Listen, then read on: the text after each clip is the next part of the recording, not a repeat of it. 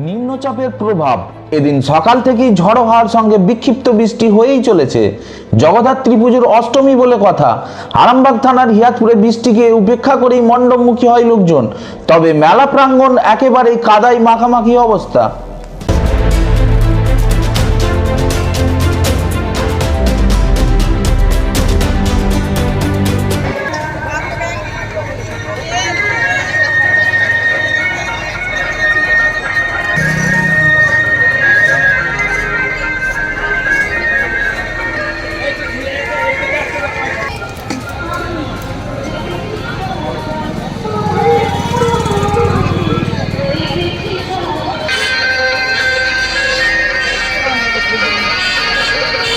আমাদের হিয়াতপুর সার্বজনীন জগদ্ধাত্রী পূজা কমিটির উদ্যোগে আমরা সবাই পরিচালিত হিয়াতপুর জগদ্ধাত্রী পূজা এবছর আমরা চলতে 31তম বর্ষে পদার্পণ করেছি।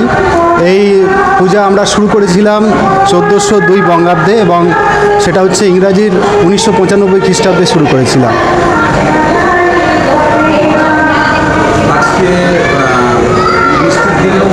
বৃষ্টির দিনে এক কথায় বলতে খুব ব্যথাতুর। আমরা সকলেই মর্মাহত যে আমরা প্রত্যেক বছরের নয় এবছরও 5 দিন ব্যাপী গ্রামীণ মেলার আয়োজন করেছিলাম।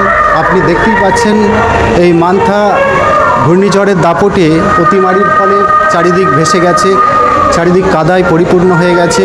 তবুও মানুষের যে সমাগম আজ মহা অষ্টমী, তার সন্ধ্যায় মানুষের যে সমাগম সেটা দেখে আমরা একটু খুশি যে এই ঝড়কে উপেক্ষা করেও, এই বৃষ্টিকে উপেক্ষা করেও মানুষ আমাদের মণ্ডপে আসছেন। এটাই আমাদের পাওয়া।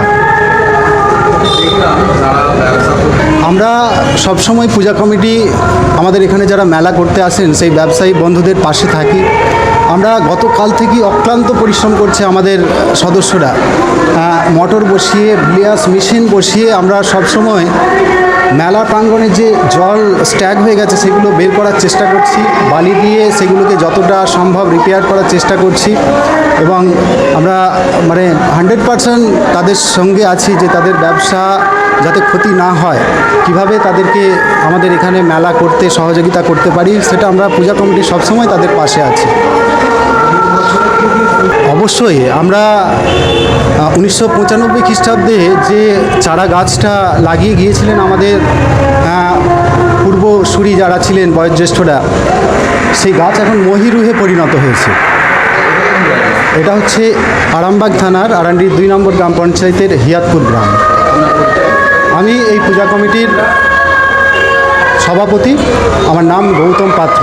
আমি আপনাদের চ্যানেলের মধ্য দিয়ে আমাদের এলাকাবাসী তথা আপামর জনসাধারণকে আমন্ত্রণ জানাই, আপনারা প্রত্যেকে আসুন, আমাদের মাতৃ মন্দিরে মাতৃ প্রতিমা দর্শন করুন এবং আমাদের মেলা উপভোগ করুন। এছাড়াও আমরা বিভিন্ন সামাজিক অনুষ্ঠান করে থাকি, যেমন বস্ত্র বিতরণ।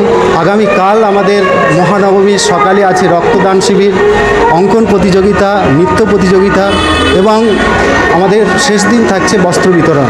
এই নানাবিধ অনুষ্ঠানের মধ্য দিয়ে আমরা উদযাপন করি আমাদের এই শ্রী শ্রী জগদ্ধাত্রী পূজা। তাই আপনাদের মধ্য দিয়ে আমি সকলকে, আপামর জনসাধারণকে আমন্ত্রণ জানাই, আপনারা প্রত্যেকে আসুন, উপভোগ করুন, আমাদের পাশে থাকুন।